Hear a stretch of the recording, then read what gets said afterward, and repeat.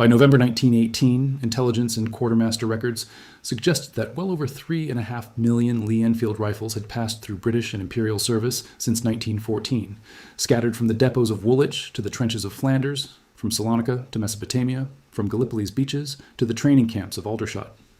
When the guns fell silent on the Western Front, the question facing the War Office was not how to defeat an enemy, but how to manage an empire's worth of surplus weaponry, much of it still perfectly serviceable, all of it suddenly without an obvious purpose. What followed was not a single tidy story, but a tangled decade of storage, sale, conversion, gifting, and slow attrition that would determine which rifles survived to become collector's pieces, and which vanished into furnaces, foreign arsenals, or forgotten corners of the world. The situation in the weeks after the armistice was one of almost overwhelming abundance. Royal Small Arms. Factory Enfield, together with contractors including BSA in Birmingham and the Standard Small Arms Company, had produced rifles at a pace scarcely imaginable before 1914, and by the war's end, monthly production figures alone sometimes exceeded 100,000 units.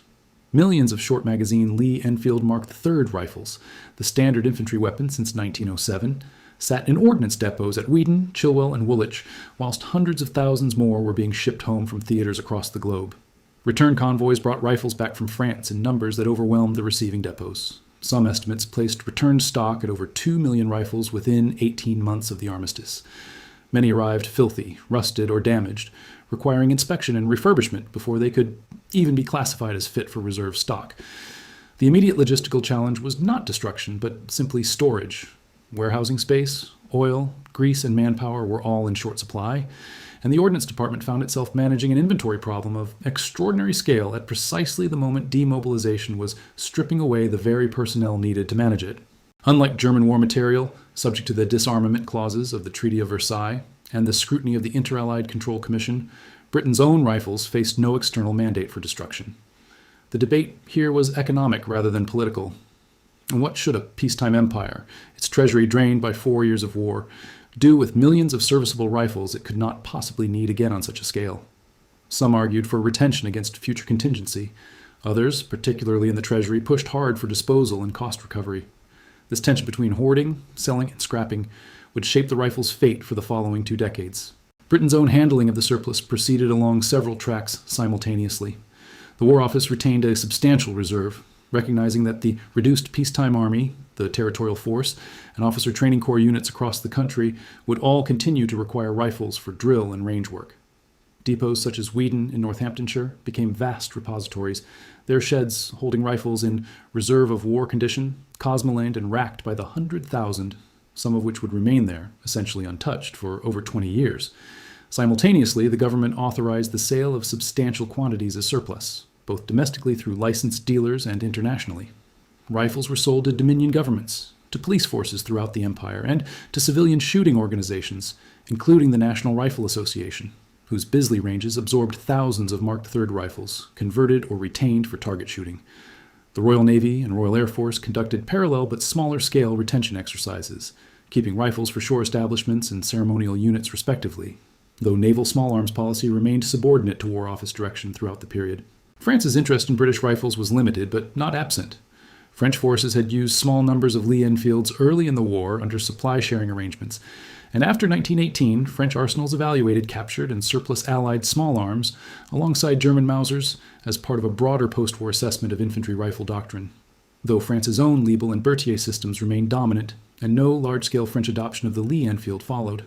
French technical missions did examine British ammunition standardization and magazine-fed rifle designs during discussions in 1919 and 1920 about possible common Allied ordnance standards, discussions which ultimately produced no binding agreement, each power preferring to retain its own logistics chain. The United States, having entered the war late and equipped many of its own troops with the pattern 1917 Enfield, a rifle mechanically related to the Lee-Enfield family but chambered for the American .30-06 cartridge rather than the British .303, took a more particular interest in comparative testing.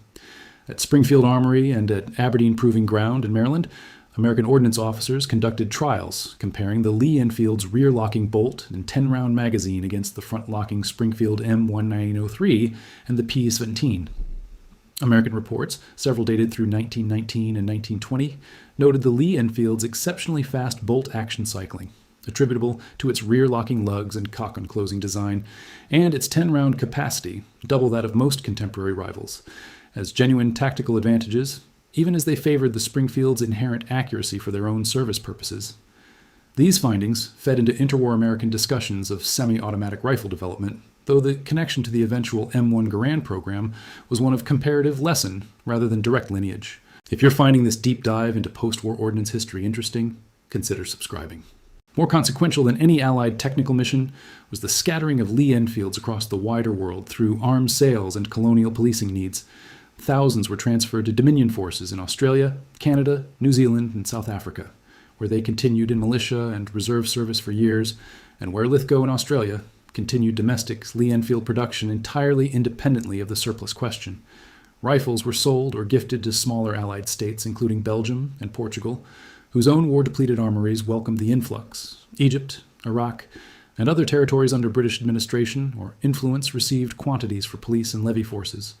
Perhaps most significantly for the rifle's long-term legacy, the interwar Indian Army, already a major user of Lee-Enfields before 1914, absorbed enormous additional stock, and the rifle factory at Ishapur near Calcutta continued manufacture and later produced its own variants for decades afterwards, ensuring the pattern's survival in active military service long after Britain itself had largely moved on. Despite this wide dispersal, a great many rifles simply could not be usefully retained, and systematic reduction of stock proceeded steadily through the 1920s rather than in any single dramatic purge.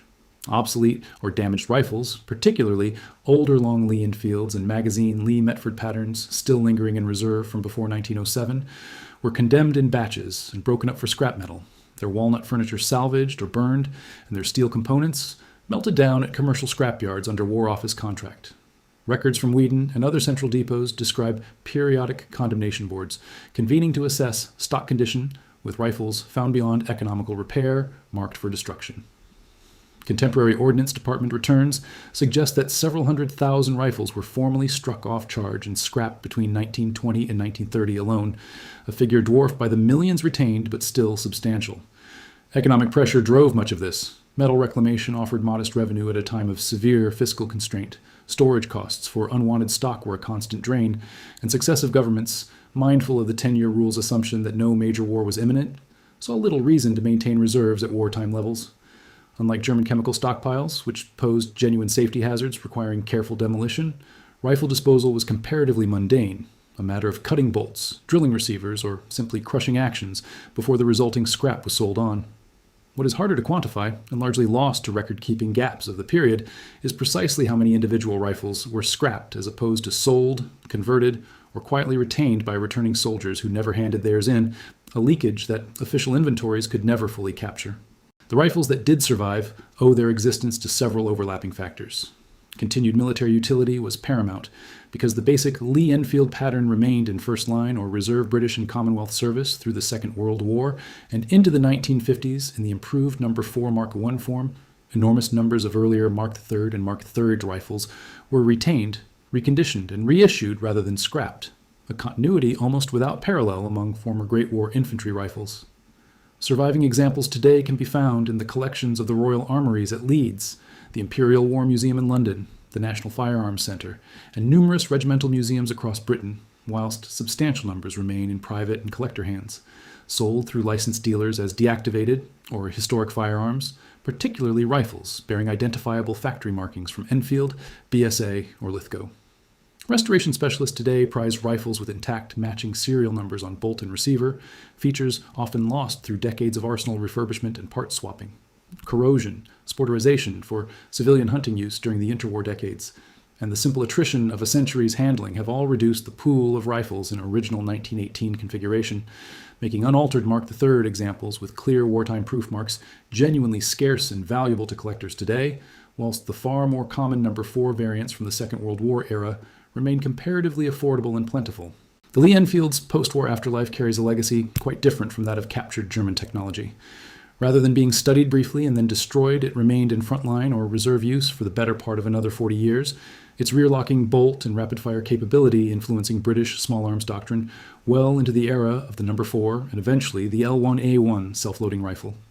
Its continued manufacture in India, Australia, and elsewhere meant that a rifle designed in the 1890s and mass-produced for the trenches of 1914 to 1918 remained a working military tool into the 1960s in some armies, an extraordinary span for any infantry weapon.